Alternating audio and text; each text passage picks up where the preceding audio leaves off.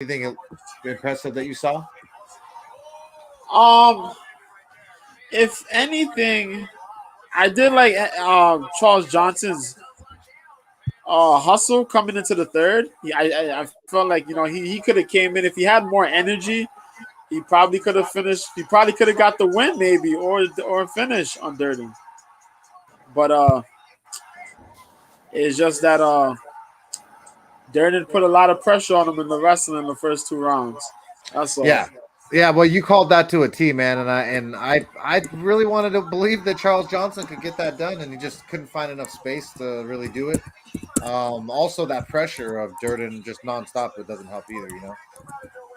Word. So, but the next fight of the night was Martin Boudet took on Jake Collier.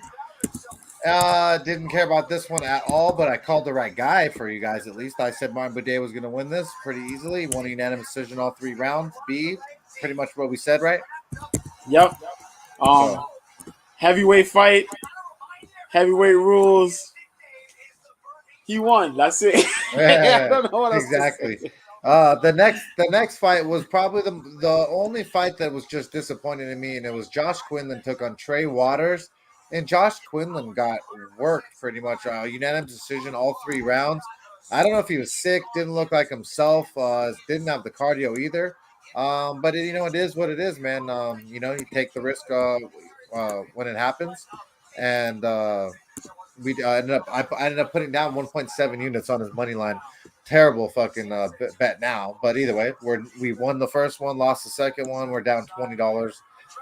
So it is what it is. I wish I'd go back. I still bet on it. I thought that he was a better fighter, B, but pretty impressive was his counterpart. I didn't have enough respect for Trey Waters, and he might be a lot better than I thought, B. I'm not gonna give him all that yet. I'm not gonna give him all that yet. But I am impressed with how we managed to handle Quidlin, just pretty much using range and jabs. He kept that man at the end of that jab throughout the whole 3 rounds for the most part. Kept front kicks out there to keep him at bay. Quinlan didn't have a clue on how to get inside. If Quinlan managed to get a takedown, he managed to get like 1 or 2 takedowns. One of them he got reversed somewhat, I think. Um, Waters managed to do really good against them. Quinlan didn't have an option B in the mix. I'm quite surprised by that. Yeah. But yeah, big props to Trey Waters. We'll see how he does in the next one, man. Yeah, his next one's going to be a real tough fight for him. I could already feel it. But the next fight was Marcos Rogerio de Lima took on Waldo Cortez Acosta. Another one me and B really both didn't care about. I can't even remember who exactly I picked. I think I picked Acosta, and I think that I was wrong, but didn't care, so I can't remember B. But I did too. I did too. yeah, so once again, we had no skin in the game. Didn't matter to us, but it was what it was. The next fight of the night was one that me and Mr. B both had the tinglies on. Both thought that there was something about it, and Fernando Padilla took on Julian Erosa, and in a fight that you thought that we always pick the veteran versus the newer guy, and I just felt like this is a lot tougher fight than people make it out to be for Erosa and Fernando Padilla. TKO KO, right hook, round one. Fine, and the thing is, I wanted to disrespect Erosa, but he's caught me a couple times, and so I didn't last week. I didn't throw down the money, but I picked Padilla, and so either way, me and Mr. B both knew that Padilla was a lot better than anyone knew, and that was pretty impressive. B. Yeah, I'm kind of disappointed in Julian Erosa, man. You can't be having these good wins. Then this dude comes out of nowhere and just lights you up in a matter of just minutes, man. That dude went rough shot through Erosa, and we did say this was gonna be a dangerous fight, man. I didn't want to take it lightly, man. And it was either this dude was gonna come and do something crazy, or Erosa's veteran instincts were kicking. Man, Erosa got lit up. That one right hand that a left hand that he took that had his head bounced to go off the cage. Oh my God! It was pretty impressive, man, and kind of bite myself there. But I once again don't like to just take unnecessary risk, and that was a veteran in Erosa who's been fought with a lot of the good competitors. So either way, The next fight was one we called exactly to a T. Rodolfo Vieira took on Cody Brundage, and this was just simple clockwork, just when and where, just what round, what time, and it was in round 2, submission, arm triangle Yep. choke for Rodolfo Vieira, BJJ black belt versus the non BJJ black belt. It was so simple. I mean, I didn't like Cody striking enough to think that it was going to be any different, and bang, what do you say? Yeah. That's what it was pretty much. It was Brundage's striking was okay. Gave him a little bit of that hassle in the first round. But then he went to go pull went to go try to pull for a guillotine in the second round. Like Rodolfo was gassed. He's not fluffy. What was he trying to do? Oh no! Oh my God! And he got submitted. Then he wants to cry. He's on the floor. No, stupid! You pulled for a guillotine. Wasn't What's a smart wrong with idea. you? Yeah. Oh. But it is what it is. You learn those lessons, and we both said it just takes one mistake, and the mistake was thinking that you could take down a black belt or just fox with them on the ground. But the next fight was the co-main event, and it's Kyle Barallo took on Mikhail Zaczek, and man, dude, Kyle Barallo looked impressive. Round 2 submission, rear naked choke over Lord McCall. Man, your dude Kyle's might be the real deal, beef. Yeah, Barallo might be the real deal for real. I said it, man. My brain said Kyle. My heart said Michal Olenjujic. Yeah. And Olenjujic got clapped, man. The first round was kind of all right till he got taken down. And once he got taken down, I said, shit. This is going to go downhill, man, because I always go, if a guy can get taken out one time, it's going to happen again. And he got taken down the second time, and it was just horrible. He ended up drowning, getting submitted. You see Barallo call out his next opponent. Yeah, Kyle was real deal, man. Gotta finish. So, for a lackluster card, there were some good finishes that were a lot of fun, especially towards the end of the night. And that did not trend any different. And for the main event, our boy, Yadong Song, the 16th century Chinese warrior, did work over Ricky Simone. TKO and punches, round 5. Round 5, right, B? Yep, round 5. So just ended up finding him, catching him, man. And we're stoked here. We both had a pick, I had a bet, and so that was plus 105 there. But man, Yadong Song, I just said it, man. If Uriah Faber could catch the chin of Ricky Simone, I just felt like Song could too, B. Yo, yeah, that's what we said. Yadong Song, man, the dude moves fast, but yo, the thing that I liked the most was his takedown defense. He stuffed a hell of a lot of takedowns from Simone. Simone caught him down with 1 or 2 takedowns, but then all of a sudden he just stuffed a bunch of the other ones, kept tagging on Simone, tagged the legs, hit with fast combinations. When it's that 4th round kicked in and he dropped Simone, it was like, boy, oh boy, Simone's in trouble now. And he poured it on him in that 5th round, man. Great stuff from I was screaming though, bro. I was screaming. Great stuff. He was so on point. They were so on point with him. Best performance yet. Yep. I'm looking forward to what he does next, man. But with that said, that was the main event for that last weekend's fight night. Pretty decent card for as lackluster as it was. The falter we had was Josh Quinlan. And I can't be too mad at that after cashing 2 underdogs and calling the main event to a T. But Sage Northcutt's coming to fight. My fault. Sage Northcutt is out. He's showing up now. I wish we could fucking. He's gonna fight now. Yeah. I wish that we could show it. It's so stupid, bro. But either way, for UFC 288, Aljamain Sterling takes on Henry Cejudo this weekend. This should be a good fight in the main event. The co-main event is Bilal Muhammad takes on Gilbert Delrino Burns. Bunch of other good ones here. There's a few on here that I could care less for, but we'll make do with what we got. And I mean, after last week's card, this is a lot better than most. But this week we have Joseph Holmes taking on Claudio Ribeiro in the first fight. Joseph Yep. Holmes is 27 years old. Claudio Ribeiro is 30 years old. We got 6'4" for ugly man Joseph Holmes, 6'1" for Claudio Ribeiro. 80-inch reach, very long for Joseph Holmes for a 77-inch reach for his counterpart Claudio. So 3 inches taller, 3 inches longer on the reach. But this Claudio Ribeiro dude is a tough dude. Got really good strikes. He's only taken a few L's that and especially only I think it's one loss as a pro, right? No, it's three. How weird. It says. Oh, sorry, I'm an It's three, idiot. but his debut was a loss. One Yeah. fight losing streak, one fight lost in the UFC. I'm sorry because they Yeah. had the UFC record is 0-1. He took on Abdul Razak Al Hassan, and he found out the hard way that Al Hassan is a bad man when he wants to be, and he got knocked out in round two. Mr. B knows I don't really like it when you get knocked out, but Al Hassan is not a very fun guy to get thrown at for your first UFC fight after the Contender Series. He doesn't have a lot of experience, which I don't like either. Like in the sense of his the people he's fought, they they aren't anybody. They don't have a lot of experience either. So he's kind of just been the hammer, and I haven't really seen him be hammered at all to know what we're gonna get. But Joseph Holmes, he's 8-3. He likes to win by submission more of the time. He last took on Jung Young Park. He lost by rear naked choke. Mr. B knows I absolutely hate that. Al, Yep. Al, Alan Amadovsky won by rear naked choke round one. Jamie Pickett he lost to.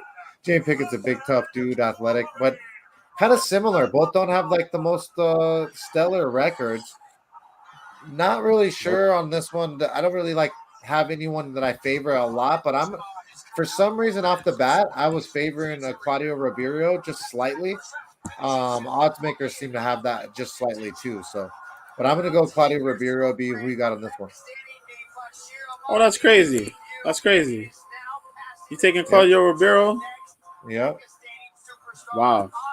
I'm It is ashamed of wild. you. I'm ashamed of you, Mike. Because I'm taking Claudio Ribeiro too, dog. Yep. Nice. I'm taking Ribeiro. Not no disrespect to Ugly Man Joe. This has become a catchweight bout, which I'm kind of scratching my head about because Catchweight. Ugly Man Joe. Yeah, this has become a catchweight bout because Joseph Holmes missed weight. He missed weight by about 3 pounds. 3 pounds earlier today. So this is a catchweight of 189, 190. What makes them Um, warn just what makes them change it to a catchweight as opposed to dude just miss weight and takes the money? he did take the money. He did take the money, Huh, but they just announced it as a catchweight bout anyway. But he whatever. took the money. He's taking the money and they He announced it as gonna a get beat. catchweight. He gonna get beat up. Yeah. So I'm gonna take Ribeiro. Ugly Man Joe does have jiu-jitsu, but if we ever learn anything from these fighters that come into the UFC and debut, guys tend to learn big time of their mistakes and come back in a big way in a second fight. We gotta remember Ribeiro didn't fight that long ago. It was just a short time ago. He fought Razak Al Hassan. Razak put the wrestling on him. Um, and the wrestling the wrestling was okay. And then he fired off on him. He fired the strikes, good strikes on him. Um, but I think for this fight here against a dude like Ugly Man Joe, he don't got to worry much about the striking of a KO. He don't got to worry about a KO much. He's not like Amadovsky. Um, Ribeiro's not Amadovsky. I think Ribeiro may have a better chin than Amadovsky. I think he comes in, he lands a strike or a tougher strike. Do things a little bit differently. I can see Ribeiro getting this one here against a dude like Okay, Joe. Plus, Joe hasn't fought in a nice. minute, so I will take Joe. I will take Ribeiro over Joe. Yeah, Nice. I'm glad we agree Joe's on that path one. is submissions, and I'm just gonna take him though. Nice. I'm glad we I'm agree gonna to take start him. off the night. The next fight of the night, B, you get to break it down. It's Ikram El Aliskarov versus Phil Hawes. And I probably butchered that, but I'm sorry, bro. Oh, it's no problem. Hold on a second. Let me get this. Oh, there you go. Yeah. Right. Okay. There you go. Ikram Aliskerov. Yes. So we have this man Ikram. Ikram is a debutee. He is coming to the UFC from Ways of Russia. Combat Sambo champion, right? Yes, 30 years old, man. 6 foot tall with the 76 reach. Uh, yes, Combat Sambo champion. A lot of wins. He's finished a lot of fights. He's finished about 9 fights of his. 3 of his went to decision. He has been knocked out or technically knocked out once though, and that was all the way back in 2019. Other than against Hamzat Chimaev, which is kind of bugged out. Other than that, he won against Mario Souza on the Contender Series last year. He beat Nashawn Burrell on Eagle. I remember that. That was a pretty easy fight. And Nashawn Burrell, he's been in the MMA for so long. And Burrell's also fought in like 3 different weight fucking classes. So that's kind of crazy. Mirko Djokovic, he beat that dude in the second round. Cool. And he fought Dennis Tululin back in 2020, and he finished that dude with a Kimura in the 3rd round. The guy doesn't have a high level output of striking, but he can grapple his ass off. Sambo grappling, of course. However, you're going up against Phil Hawes. Phil Hawes is no slouch. Phil Hawes is our big boy wrestler. 12-4 is the man. He got rid of the blonde hair, thank God. No hype, Phil Hawes. Now he's training at Kill Cliff, which is crazy. 34 years old. He was out of Iowa, Central Community College. He was on the wrestling team. He did really damn good. And so far, what? He's 1-3 in his last 4. Well, he's 1-2 in his last 4 fights. So we can say 2-2 in his last 4. He beat Kyle Dawkins. He lost to Chris Curtis. He got knocked out by Chris Curtis. He did beat Deron Wynn, but then recently he got knocked out by Roman Dolidze when he had that bad heel hook caught on him. Then fucking got up, leg was jacked up, and he got pieced up. Yo, in this thing, I'm going to take Phil Hawes. I am scared, though. Damn. Even though Ikram Aliskerov is a wrestler, he is a Sambo wrestler, the striking will go on Phil Hawes' side. I think Phil Hawes has the better, sharper striking. Phil Hawes has a wrestling background, so I'm not worried about it. I'm not quite worried about the wrestling. That's the thing. And I think Phil has been fighting enough guys here in the UFC to just look and be like, yo, we're going to beat this guy, and this is how we're going to handle him. Nullify that wrestling and just keep it striking on the feet. I think Phil Hawes finds his path to victory. We're going to take Phil Hawes. Damn, dude, it's crazy because I fucking agree, and he's an underdog. He's wild. This is the Russian dude who got knocked out by Kazmat, right? Yes. Wow. So he's proven he doesn't like to be hit with power. Phil Hawes is very powerful, B. I mean, it's crazy, man. Oh, what happened? Sage die? Sage kill someone? Sage caught him with a heel hook. Oh, weak. Blood clot. Sage got taken down and caught dude with a heel hook. Oh, that's from out of nowhere, bro. That's dope. That is dope. That's clean. I'll take it back. So what's crazy is that they got this Russian favorited at -200 B plus 165 comeback for Phil Hawes. Obviously, give or take 15 cents on the dollar. All over certain books could be plus 150 and whatnot. But man, dude, I think they're kind of disrespecting Phil Hawes here. I think Phil Hawes has had more experience, especially in the UFC now. I think he's tough enough. Man, I'm gonna go. Phil Hawes can do this too, man. I really can't believe that I'm saying that, but I mean, I just think that he's got the better shot, especially with the underdog money.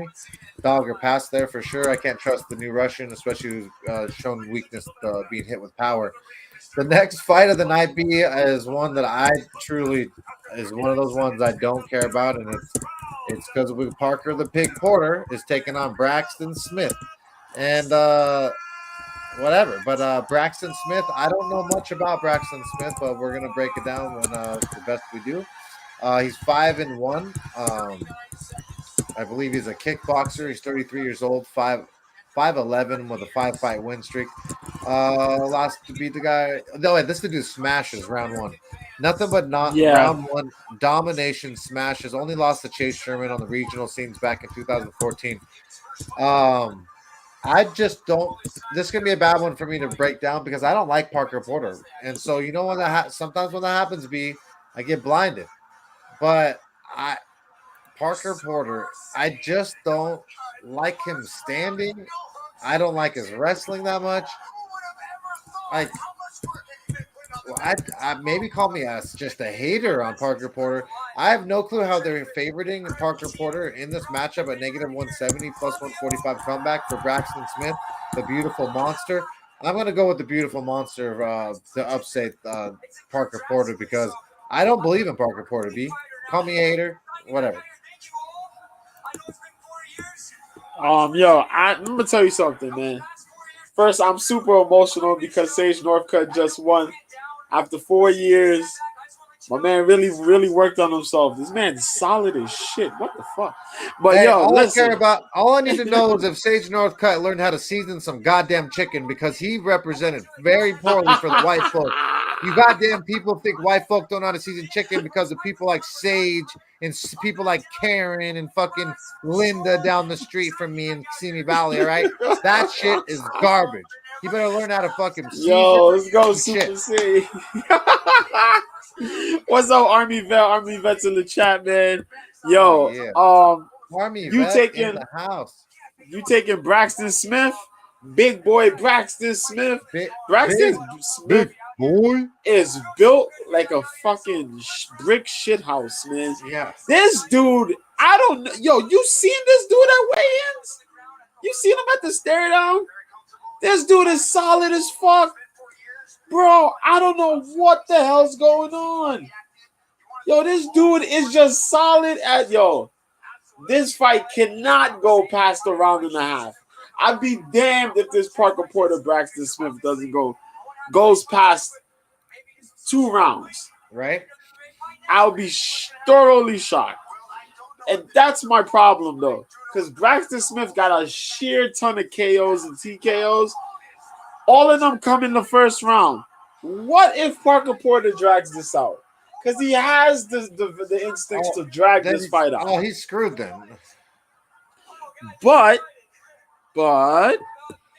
when we go look at Parker Porter, let's go look at Parker Porter real quick. I'm sticking with the beautiful one. Let's look at Parker Porter real quick. Parker Porter's dragged out fights against Chase Sherman. You know what I mean? He dragged out fights against Chase Sherman, Alan Bordeaux. He even made a fight go to a decision against Josh Parisian. How the hell do you do that? How do you do that? Bruh, I don't know either. But Chris Dawkins has managed to take his chin away in the first round. Jalton Almeida managed to bully him. And Justin Taffa managed to knock him out in his last fight with the counter left. Therefore, Braxton lands, it's over. If you can get touched, you will get touched. And I think Braxton Smith, in this Wowie world, and with the series of random wins we've managed to get from some of these underdogs, I'll put it on Braxton Smith. I'll say Braxton Smith takes this one. I'm willing to take that. I'm willing to see him put the pressure and lay on and put a pounding on Parker Porter. I'll say that. I think he could do that. Nice. I think he has the ability to. So we'll take Braxton Smith. I think he's the better athlete too, and I like the dog money. I'm not putting favorited money on Parker Porter. You got to be fucking kidding me, kid. Got to be fucking kidding me, Porky the Pig. I ain't doing it. Marina Rodriguez takes on Verna Jandaroba. B, you got to break that down first. First, I like to say I don't know where I'm at in this fight. I like both these ladies. You There's a don't, lot of hey, heat going on. B, you don't know where you're at. Poor Verna, she don't know where she's at. You look where she's looking. One eye's going this way, otherwise going that way. Bitch, don't know Hey, which fucking you're way. not gonna disrespect the former Invicta strawweight champion, okay? That lady got Oh, wins. That lady okay. got a lot of wins. Y'all not I, gonna do that. I keep fighting everybody who disrespects Virna Jandiroba, okay? oh, I had to do it. It was funny. I know. Carcara. All right, Carcara. Carcara. you tell me who you got in this matchup then. 18-3, okay? 34, 5'3", 64-inch reach. Okay? She got 1 finish by KO TKO and 13 by submission with 4 decisions. She's only lost by decision. Okay? Okay? Okay, okay, Hella okay, grappling skills. Last time she fought, she beat Angela Hill. She lost to Amanda Hebos. She beat Kanako Murata, yeah. She lost to Mackenzie Dern. She beat Felice Herrig. That's her last couple of fights. Super black belt practitioner in the Brazilian Jiu-Jitsu arts. Improved striking she has. She's willing to mix it up. She also has a low level of wrestling in her jiu-jitsu. Makes her a really good threat on the ground. Marina Rodriguez, 16-2-2, 36 years old, 5'6", 65-inch reach. 1 loss, 1 losing streak. Lost to Amanda Lemos her last fight. Before that, she was on a 4-fight win streak where she could have just sat down and waited for a title opportunity. She beat Zhao Nanyan, Mackenzie Dern, Michelle Waterson Gomez, and Amanda Hebos. She finished technical knockout round 2. Lost to Carla Esparza by split decision. This is where it gets ugly. Gary laughing. Yo, as good as Marina Rodriguez is on the feet, her footwork is all right. She needs a little bit more speedier footwork. She manages to get taken down. Cynthia Calvillo took her down. Carla Esparza was the one who opened the grab bag and really showed the ugliness of what you can do if you really initiate wrestling and put really good top pressure on her. And she beat Marina Rodriguez. Freaking Lemos came and met, but Lemos tagged her.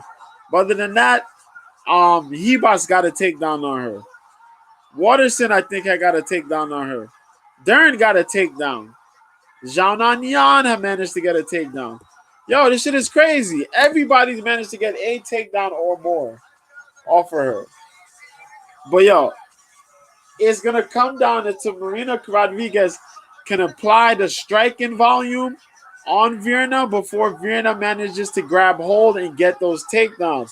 How much control Virna Jandiroba could get on Marina, or work to get the submission Hey, B, before she who's manages to got get back up.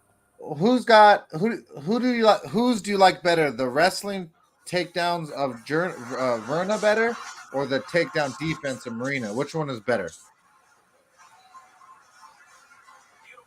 Shit. Because some girls don't have takedowns at all, and so sometimes you and I be like, that bitch has good jitsu, she has no takedowns, so we can't even. But Verna has pretty good takedowns. Yeah, she has really slick takedowns. Her takedown, she can initiate. The thing that makes her cool is that she initiates jiu-jitsu takedowns and wrestling takedowns, where you can have a traditional. She could go for the single, but she also has a high crotch. She also has a really good double leg. She could also use leg sweeps and trips. That's the issue that I have here. Because Marina can work well in defending a takedown or two, but Virna can constantly go for the takedowns and chain the takedowns. This is the problem I have. Yeah, Marina It's doesn't gonna like be a that. very close fight, I think. Very. they got Marina favored at -135 plus 110 comeback for Verna. Fuck. And I was thinking, Because Verna has real wrestling, like she actually has decent entries yeah, now. That's why I'm gonna pick Verna. I gotta pick her because of that. It's a very close fight. I like I like Marina's straight punches, and I like her elbows are close in the clinch. yeah, But if she gets that close, I could see Verna grasping her and then fucking tripping her. yeah. And she has a way of getting in. She has a way of clasping and getting in there. Oh shit, Bruce Lee's daughter's out here. Nice. Hey. What's up? But yeah, I just feel that I feel that Vienna, if Vienna gets inside, it's gonna be problematic. It's gonna be problematic. Ooh, we're gonna take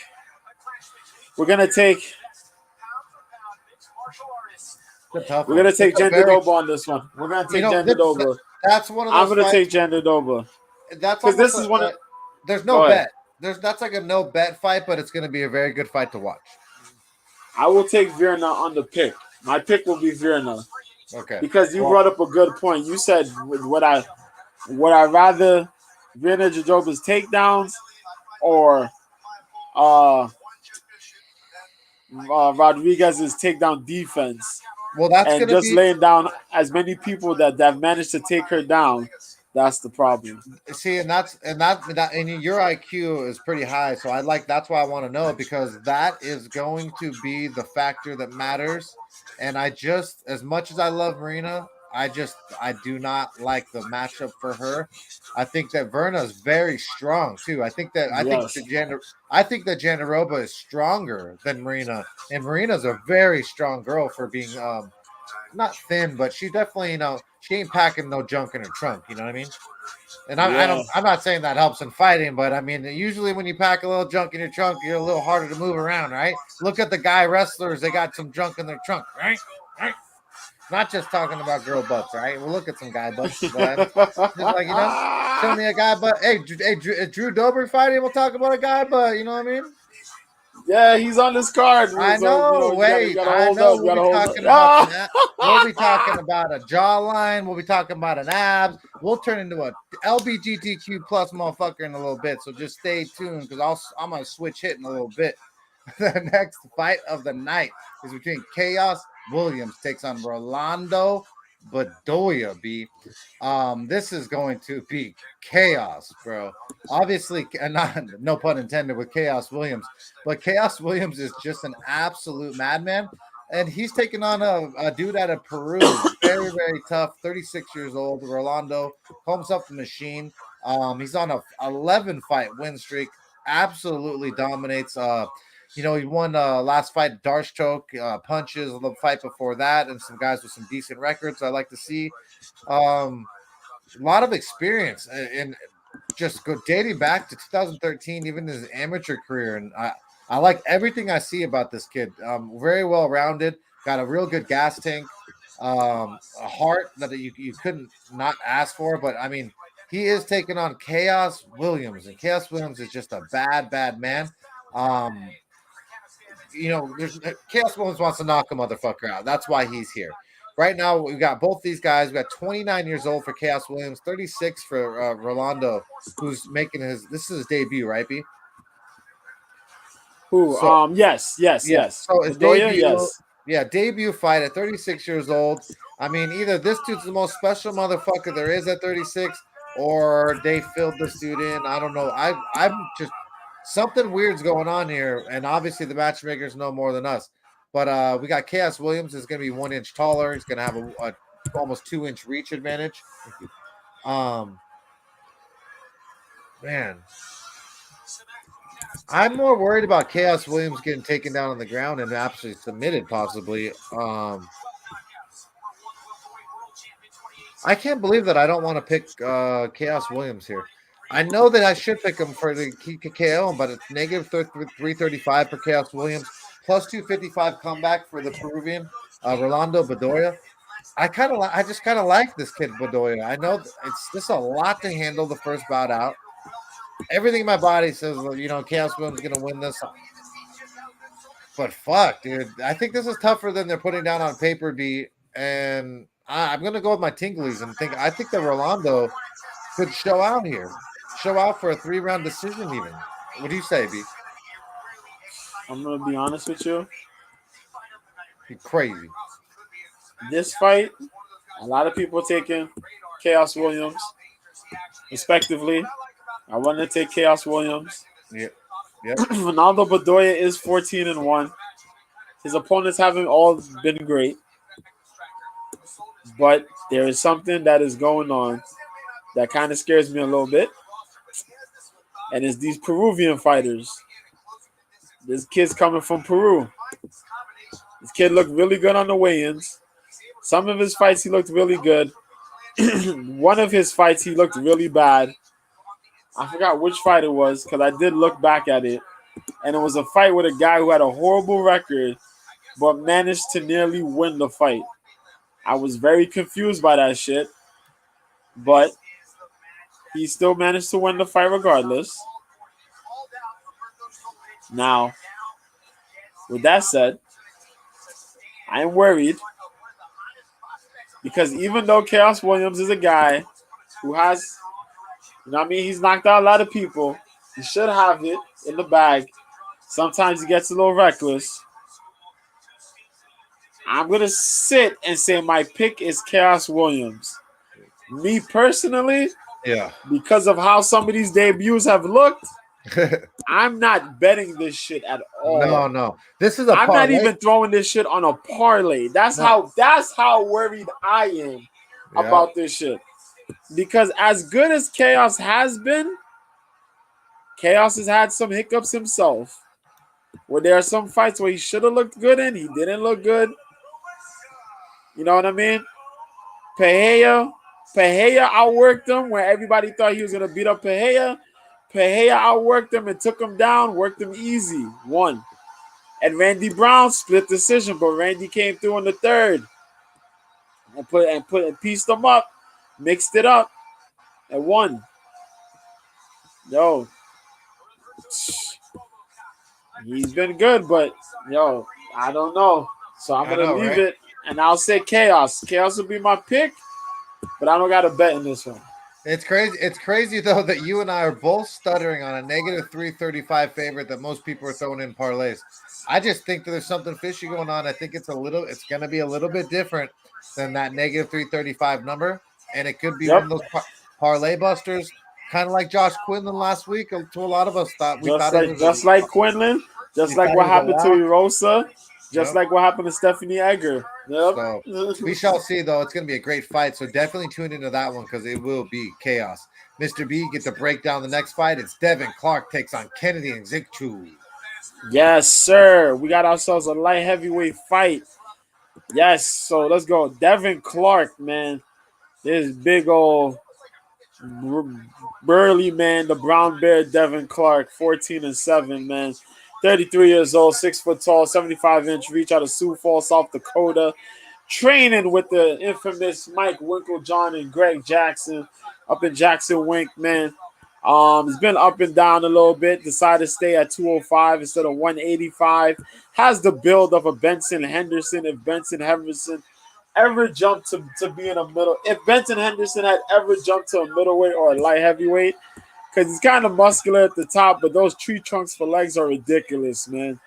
Our boy's been stopped 6 times by strikes and by submission.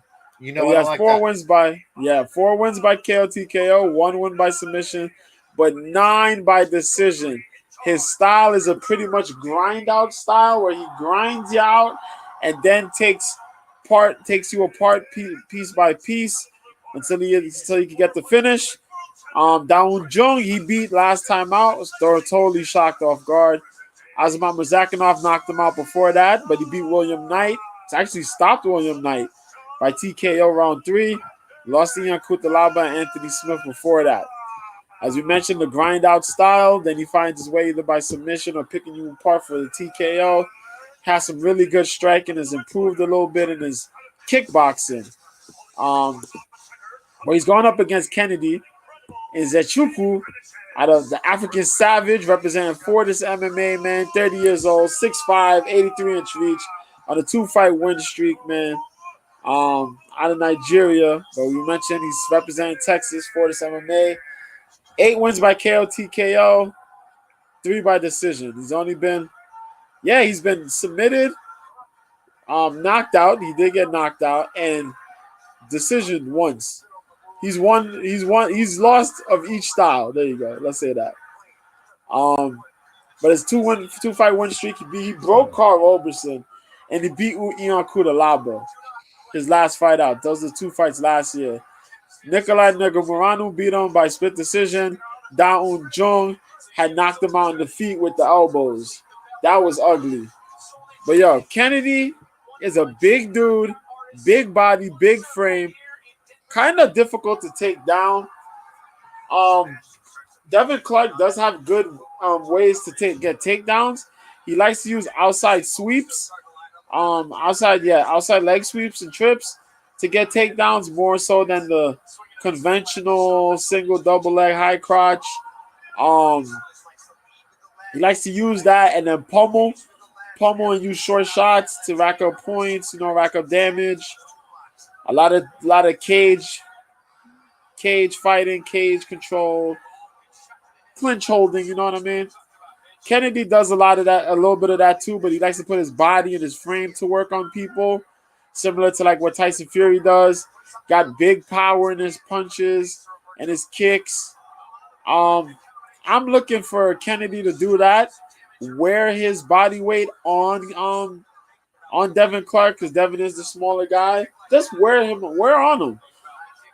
Put the pressure on him, wear on him, break him down, and just keep pumping, keep striking with him. Strike with him, land these shots, chip away at him, put your body on him, and then just break him down, man. And then when you can, land the big shots and put him away. But I'm going to take Kennedy on this one. I think Kennedy could get this W here. So I'm going to take Kennedy. It's This was one of the fights where right off the bat, I just felt like this is a mismatch. Kennedy Nzechukwu so big, so athletic, so long. You and I have been really high on him for a long time, even though he's had a couple of little falters, but he was so young, even just getting in the UFC. It's just crazy. I think that this is his fight to lose. He's negative 190, slight favorite, plus 155 for Devin Clark. I think he's better than Devin Clark everywhere, pretty much, except for the wrestling. But Devin Clark has shown to falter and to like quit on himself, especially when he loses. So if Kennedy rocks him, Kennedy knees him in the stomach, Kennedy hits him with some elbows in the clinch. I think that Kennedy can do a lot of damage in the clinch, huh, B? I think so. Think so, but it's all going to come down to him wearing on Devin Clark. He got to put that body to work and let Devin carry that weight. Yep. And then he could work in the clinch and throw those knees and those elbows and just tear him apart in the clinch. So we're both going with Kennedy, the African Savage, to do the damn thing. I think that this is a fight for him to win and it's to showcase himself.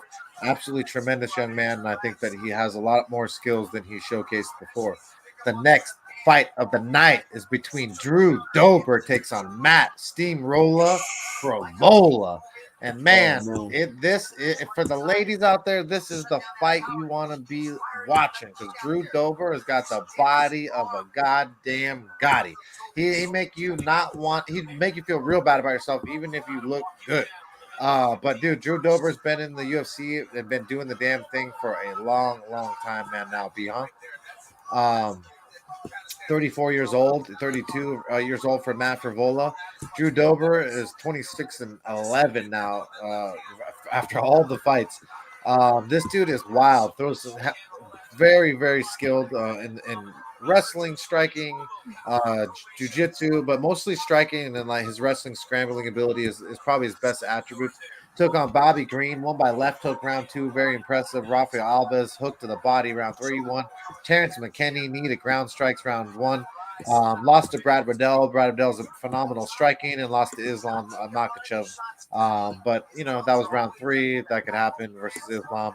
But dude, I absolutely love Drew Dober's game. He's taking on Matt Fervola, who's 10-3-1. Fights out of New York, or born in New York. Fights out of Tampa, they say, but he's from. I guess he is. He fights out of Florida. Gracie Tampa South. 2-fight win streak. This dude has not had near like the impressive run records the people he's beat. I'm not really impressed with, but very popular on Twitter. Very good guy, a lot of fun to mingle with on there. So I don't want to say too much bad things, but he's got punches, losses, a couple TKO losses in his record, which I don't like. Drew Dober is very powerful. I feel like he could TKO KO a guy like Matt Steamroller Favola. I'm going with Drew Dober by TKO KO. I think he absolutely dominates that. I think this is a mismatch. I think that Drew Dober is better at every single thing. Maybe Matt's better at jujitsu, but can't even say that with a lot of confidence. But I'm saying Drew Dober. Feel like he gets this done and finishes Matt Favola. What do you say, B? Hold up, say that again. I'll just type us something real quick. Drew Dober Yeah. is going to TKO KO Matt Steamroller Favola, is what I'm saying. Oh shit. He's been KO. No. He's been TKO KO before, and a guy like Drew Dober is a wild man. Now, ladies and gentlemen, I have to put some things out here. I know Mike said that on purpose. Yeah. If you guys don't know, Matt Favola is from out here, New York. He's a New Yorker. He is also repping with Aljamain Sterling and the Sarah Longo team, all out of New York, all New Yorkers. So he's triggering my New Yorker. He's triggering my fellow New Yorker sense. But with that said, I also feel that Drew Dober may get this one here. Yeah. No disrespect to Matt Favola. No, tough no hombre. There's no disrespect. Tough hombre. This fight will not be an easy fight. Favola is a good wrestler, but Favola tends to throw wrestling out of the window to come out here and throw big monster hooks and heavy hands to put away fights. It's in New York, so he's going to look to make it an exciting fight as well. And with that said, go! Who's fighting? Tear him apart! Who is it? My dude, Cat. Yeah! Beat him! The brakes! Beat him! Yeah! Oh, my dude, Sebastian Kadistan. Nice. Once former welterweight champion, just beat this dude, Roberto Soldic. And everybody was hype on Soldic because Soldic took over KSW, and he was one of the big pickups. Free agents, one signed him, and he was coming in here, and people were talking trash because I said Kadistan will win. He just starched this dude. He just did it. Well, hey, did the damn thing. But yo, right? Yeah, he was. He was an underdog. But yeah, yo, Drew Dober tried and tested. That jaw is not that perfect jawline doesn't exist for models and for modeling pictures and IG pics and all that shit. Drew Dober's tried and tested, man. That dude's been in the fire with some of the best, has put away some of the best. This 3-fight win streak, man, this streak of his has been really impressive too. This dude humbled our young man Terrence McKinney. Rafael Alves, he had a real good, hell of a fight against Rafael Alves, put him away, and recently put Bobby Green away when it looked like he was done. He was out and gone. He had the 2 hiccups against Riddell and Makhachev, but before that, he beat up Hernandez, Haqparast, and Polo Hayes. Especially when Haqparast was a highly touted prospect and thought nobody could have touched him, right? So, yo, Favola got the wrestling. Favola got a chin. He's tough as hell. But, bro, all day Drew Dober, man. All day Drew Dober. Oh, nice. That's what I'm talking about. That's what we're running with. What up, Tony D? My little boy So Damien. then, My little boy Damien stopped in to say hello. Say hi, Day. Hi. Hi. hey, what's happening, little That's man? How you Mr. doing? D. That's my buddy. You just chilling? Hey, Yeah. But what's up, hey. Tony D? Nice to see you, my dude. But yeah, dude, I just think that this is a matchup here that I just like it for Drew Dober. I like Drew Dober, period. So I mean, might be a little bit biased. The next fight of the night B is going to be a great one. You get to break it down first. Kron Gracie is back to take on Charles Air Jourdain. Oh yeah, man. You want me to get that, or you want to get that? I You get gotta that. you touch it Oh first. yeah, I get that, man. This is cool, Yep. cool. So we got Charles Jourdain versus Kron Gracie. We haven't seen Kron Gracie fight in about 4 years. 4 years it's been since Kron Gracie last fought Sage Northcutt. Oh man, I'm so happy. Kron Gracie, man. Kron Gracie, when he first came in, he fought two guys. He debuted against Alex Caceres. He submitted him in round one. He fought Cub Swanson in a crazy classic where Cub Swanson emptied the whole tank, and this man continued to march forward still. Amazingly. Took all that punishment and kept moving. And everybody gave him they gave him Bruja. The BJJ community did, because he didn't use no BJJ against Cub. Guys, world renowned, Hickson Gracie's son, Brazilian Jiu Jitsu, royalty, Gracie Jiu Jitsu. Yeah, What's boy. there to say? Black belt. Air Jourdain, though, is his opponent. And Air Jourdain, Charles Jourdain, is a guy that we've seen do some amazing things. He's been in some wars, but his last couple of fights have been kind of iffy. He took some bad losses. He lost against who was it? He lost against Nathaniel Wood his last fight out. That was an ugly loss. He lost a He Darce lost choke against by Shane Burgos. Yeah. Erosa beat him by Darce choke, which is gross. Yeah. He managed to beat Venata and Yule, but he beat Rojo, but he lost to Philly. He lost to Green. And he's never been knocked out though. He don't got to worry about that. In all those fights though, he's managed to get him taken down. Burgos got control on him and took his back. Nathaniel Wood got a takedown. Arosa got that submission on him. He throws holds. Venata got a takedown on him too, even though he got guillotine choke. Even though he got the guillotine choke on him. And Yule got a takedown, even though he beat Yule. So, I'm taking Kron Gracie. Yeah. Even though Jourdain is a good striker, Jourdain can move, Jourdain can slip and slide. It's how those takedown, those entries come. And Kron Gracie will find a way to grab Jourdain. And Yep. whether it's taking him down or getting his back, he will get that. And he will land this submission. It will be Kron Gracie inside the distance submission. Yeah, baby. That is that. I have nothing else to say about this. I agree. You add what you want to add. What's crazy is I agree 100%. I just think that because Charles Air Jourdain has shown those little little chinks in his armor. I think that they're exactly what Kron Gracie needs. I think it's one takedown and baby.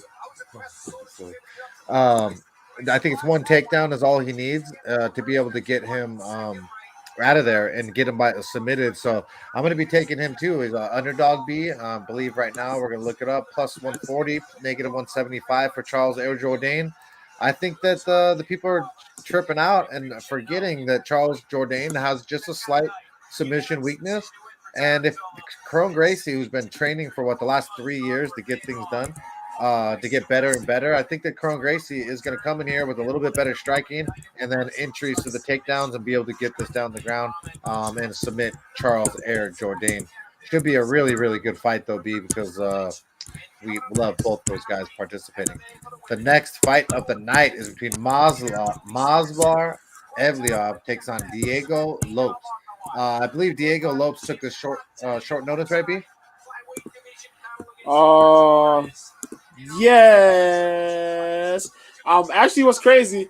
Movsar Evloev took this fight on short notice, and Oh, then Diego Lopez took this fight on even yeah, okay. shorter notice. That's Yeah, okay. That's what happened. So, but right now, I mean, I'm not gonna get too crazy into this. Maslow Evliov is supposed to win this thing and absolutely dominate. His wrestling is so good. His scrambling, he's got good cardio. The only thing he could work on is not keeping his chin out there, possibly. But he's taking right. on Diego Lopes. Who's 28 years old. Let's see, 21-5. He last took on Angel Rodriguez, and he won by punches round two. He lost, or then he beat Kenneth Glenn by punches round three. But some of these guys' record just aren't very good. The guy's 10-10. This guy's 10-8. Uh, man, I no wonder why the odds makers have this the way they do. Big respect for Diego Lopes taking this on short notice. But Mazvar Evliov should absolutely maul him. And I tried to look to see find something for Diego Lopes, but I just can't seem to find anything like to warrant any respect. I think that he is going to get mauled by Mazvar. What do you say about it, B? Yo, um, I don't know what I can tell you to help you guys make a pick against Mosar Evloev other than Diego Lopez can. He has good submission skills. He does throw a pretty good flying knee. He has some explosive striking. His jujitsu's where it's at. This was not the fight for you to take against a dude like Mosar Evloev.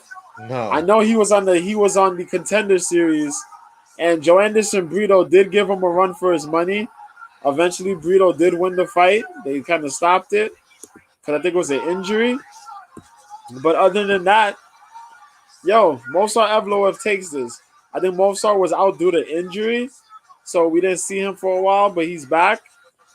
It's gonna be pretty much what he does best: nullify your takedowns, piece you up on the feet, take you down at will if he feels like it, work you. This should be clear cut decision win for Mosar Evloev. If Lopez gets a submission, if he gets a win, it's by surprise submission. Other than that, yo, Evloev all the way. no, yeah, like I said, it's just clear as day. That's definitely a parlay piece, but you're not going to get a lot of value at a negative 900. Not really, can't really break it down much more better than that in the sense. But the next Word. fight of the night is between Jessica Andrade takes on Jan. Is it Jan and Woon and Jan? How do you say her name? Uh, Yeah, you said it right. is it Zhao Nan Woonan? Yan. Zhao Nan Zan and Yan. Jan? Okay, Zhao Nan Yan it's or Yan it, Zhao Nan.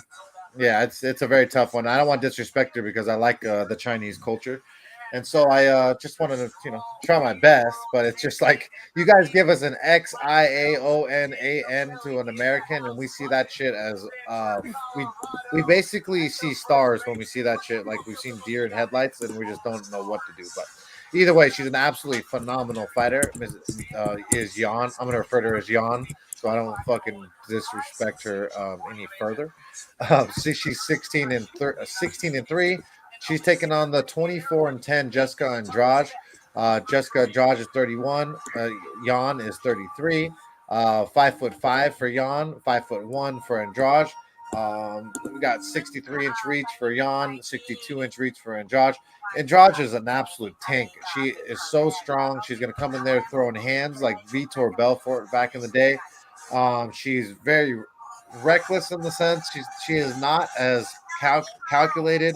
She is not a point fighter. She is almost the exact opposite of Jan. But Jan is improving. Her takedown defense is getting so good. Her striking is very good.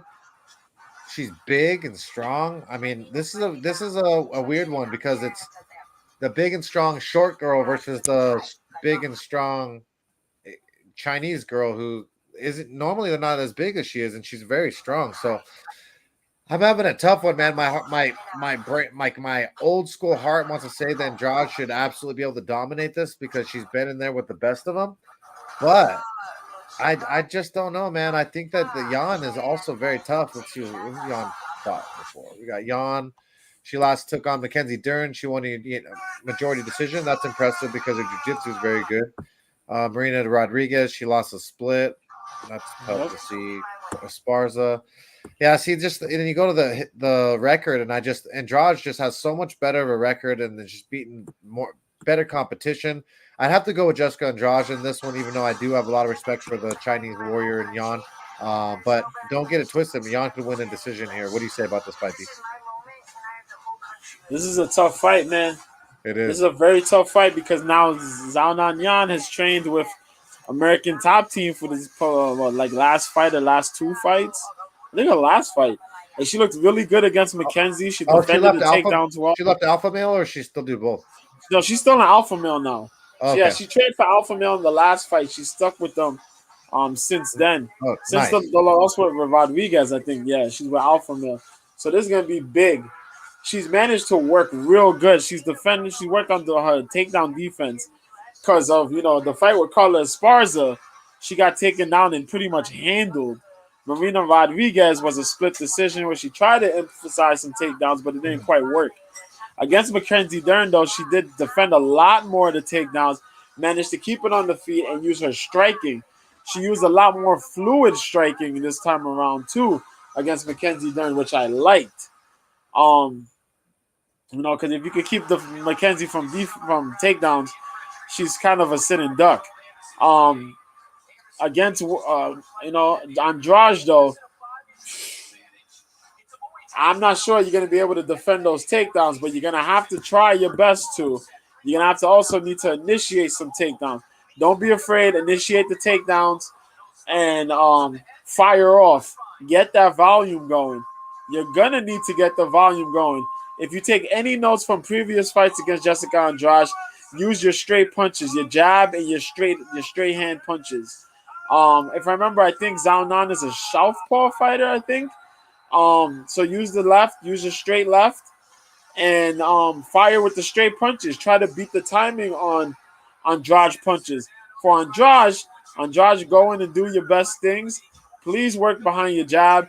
Use more of the strikes, but mix it up with a head-body variation, and use your strength, but a little bit more technique into getting the takedowns. I'm gonna take Andrade here, though. Because Andrade is not necessarily taking two losses in a row lately. She took a big loss against Erin Blanchfield. I think she's gonna come back to correct the wrong. She fights Zhao Nan. She's gonna beat Zhao Nan by decision, I think. I'm gonna take Andrade though. Yeah, that's both of us have the same exact read there, and I love it because when Mr. B agree, I really feel confident on it. The next fight of the night, I cannot wait to hear what Mr. B has to say about it because I already have my pick. Remember the name Muhammad takes on Gilbert Durinho Burns. Break it down. Yes, sir. We're here. This co-main event. I can't wait to hear who you got, B. I hate this co-main event, and I hate it a lot. So here it goes. Gilbert Burns fought 3 weeks ago on another pay-per-view. Beat Jorge Masvidal soundly. He's back on another pay-per-view. Bilal Muhammad just came off of Ramadan. Both of these guys are super strength right now. Gilbert Durinho Burns has fought for the title before. He's fought for the title before. He's also she's challenged for the title before. Been in the top 5 for a minute. Chilling. Beat Masvidal, beat Neil Magny, lost to Hamzat Chimaev, beat Wonder Boy, lost to Usman, beat Woodley and Maya. Improved striking, world-class Brazilian Jiu-Jitsu. The striking's been on point. Magical stuff. His grappling, bar none, some of the best. His cardio, that cardio's improved so much. But he's going up against another cardio madman who has shown that he is that guy remember the name Bilal Muhammad, who's 22-3, 5'11", 72-inch reach, currently riding an 8-fight win streak out of Chicago Fight Team. Also mixing it up with the boys out Milwaukee, Wisconsin, Rufus Sport, and has been training a lot more with the Khabib boys. Yeah, Khabib and the that's the big team. thing. That's the big thing. He's done some of that. So he's got the 5 wins. 5 wins by KO TKO, 1 win by submission, 16 by decision. This guy has cardio to go. He beat Sean Brady, Vicente Luque, Stephen Wonderboy Thompson, and Damian Maia. No contest against Leon Edwards. Beat Diego Lima before that. Beat Lyman Good before that. Beat Takashi Sato before that. And beat Curtis Millender. Okay? That's a big deal. That's a big deal. Now, what does all that mean? Now, what does all that mean? This man's improved his wrestling a lot. He doubles and puts double and triple effort into his takedowns. Same thing as Gilbert Burns. He's managed to do the same things as Gilbert Burns in chaining his grappling. Like the transitions from Gilbert Burns in the jiu-jitsu aspects. We don't know Bilal's jiu-jitsu and how his jiu-jitsu works. But you just know he defends well. He can defend well. He's being lower level guys with his jiu-jitsu. But his second and third efforts in his wrestling have been really good. And he has really good cardio to keep all that up. Bruh. This fight is not your 3-rounder. It is a 5-round fight. This is one of the bigger things on this card. This is a 5-round fight between these two guys. Bruh. A lot of people are saying Gilbert Burns. But I'm going to say,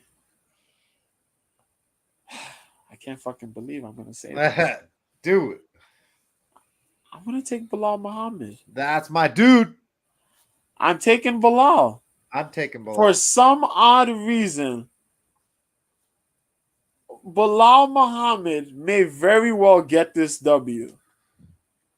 And why is that? Bilal's path to victory, path to getting this opportunity, has been a bit of a tougher road than Gilbert Burns has had. Way tougher. Look at the L's on Gilbert's losses. You know what I mean? It's been a tougher road.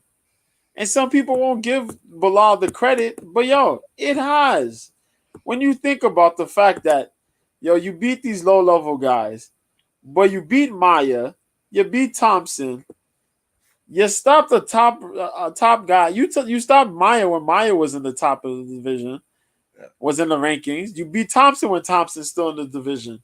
Luque's a top guy, and you beat him. And you beat the guy that everybody was afraid of fighting in Sean Brady. I know Gilbert Burns has managed to fight some of these other guys and do really good.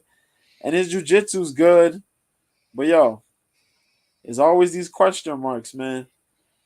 And, I'm going to take this dude. I think this dude's going to get it done. Because I am going the same exact way, B, and I have not done it very often, but you get respect where respect is due. Plus 105 underdog for Bilal. Gilbert Burns is a negative 130 favorite. I just feel like Bilal has stopped 4th degree black belt in Damian Maia, who my son Damian is named after. I feel like he is not he's not equal to or better than him in that area. His striking is not like that great. And so we got Bilal, who's got, to me, really good striking, a tremendous heart, and especially in Ramadan, he just got done and he's already jumped into training and already fighting and making weight like a professional does, which is pretty just astounding when you look at the mental fortitude. I feel like I feel like Bilal could piece up Burns on the feet and then just absolutely make him miserable in there. I think that Bilal will piece up his body too. I feel like that Burns is very hittable to the body. I feel like that this is a very tailor-made matchup for Bilal. Remember the name Muhammad to win. He's a plus 105 underdog. We're going to be throwing down $100, one unit on Bilal. Remember the name Muhammad to do the damn thing. I think that this is his time to shine, and he has been on the grind, as me and Mr. B both have said, and we both like him in this Yes, matchup. indeed. It's going to be Yes, indeed. phenomenal. The main event of the evening is between Aljamain Sterling versus Henry Cejudo for the main event in the 135-pound championship belt. Henry Cejudo has not fought, what, it'd be in a couple years, right? Yeah, it's been about. Let's see. What was the last time? 2020, so 3 years ago. Yeah, yeah, Three, 3 years, 3 years, 3 years 3 years. ago to Yes, be he fought exact. Cruz. He Yep, fought to be your exact, favorite 3 fighter. months. He fought your favorite fighter. Well, you got the gold medal wrestler in Henry Cejudo, just absolutely phenomenal. You got the Aljamain Sterling, who's got out of Longo Serra, some of the best jiu-jitsu that there is over there, the champion right now. You got 3 inches taller for Aljo. You got 4.5 inches reach for Aljo. Man, but we got Henry Cejudo's fight IQ is so phenomenal. His work ethic, the money he's putting into his camp, um, his wrestling, which I love American wrestling, especially at that high caliber. I feel like the wrestling is going to be so important here. And then the striking of Henry Cejudo is so much better than people think. He's finished some of the best strikers that there are in the division, beating Mighty Mouse, Marlon Moraes, right? So many people that are Yeah, just really sharp. Where you thought that he might have a glitch in his arm or a chink in it, and it just doesn't show. Henry Cejudo was a negative 115 near even, slight favorite, negative 105 for Aljamain Sterling. I'm going with Henry Cejudo here. I think that he retains his championship belt. At the negative 115, I'm willing to throw down the $115, 1.15 units on Henry Cejudo to do the damn thing. Coming out of Fight Ready MMA, one of the most intelligent camps. Just absolutely love everything about Henry Cejudo and his professionalism. Mr. B, though, might be a little biased coming from New York. What do you say about it, B? this is a very tough fight. This is so tough of a fight. I think the betting lines got it a little bit tough too. Yep. Um, yo, this is crazy. Aljamain Sterling's streak so far has been pretty damn good. He stopped Jan. He beat Jan. He stopped Dillashaw. Could this be the end of the streak? Can he go? Can he keep going? I'm not sure, dog. I'm not sure. Yo, Aljamain Sterling, Serra Longo team, good striking. This striking has leveled up quite a bit. He's been known to pitter patter and put the volume on people. He can grapple pretty well. Against a lot of the guys that don't necessarily do well in the grappling department, he does well. He has pretty good wrestling. He mixing it up with his jiu-jitsu. He does pretty damn good, though, for himself. He's one of the better combination type guys of the jiu-jitsu wrestling caliber against a lot of his opponents. He does better than most of those guys. Against most of those guys, I say. But Cejudo's back. Cejudo's wrestling is fuck. It's just this man has an Olympic gold medal. Gold medal. Damn it! He talks about Come it on, all the time. come on, man. But not only that, this man has improved greatly on his kickboxing. Um, he went from being a boxer to being a kickboxer. That wide stance allows him to get into those really good movements. Um, you know, um, Sterling tends to walk and plot a little bit in his movement. He kind of stalks. Cejudo kind of zips and zaps with his leg, his footwork, and his movement. Quick with the blast doubles is Cejudo. Quick with the double leg, the blast double leg. He likes that shit a lot. Um, he gets good with the clinch. He's learned how to fight and throw knees in the clinch. I love his boxing though. His boxing has been so So improved. crisp. But the guy is a fucking dog. That is the thing that separates him from many people. Yeah, it's And hard. as much as you want to say he is cringy, that motherfucker will bring it repeatedly. He does not back down.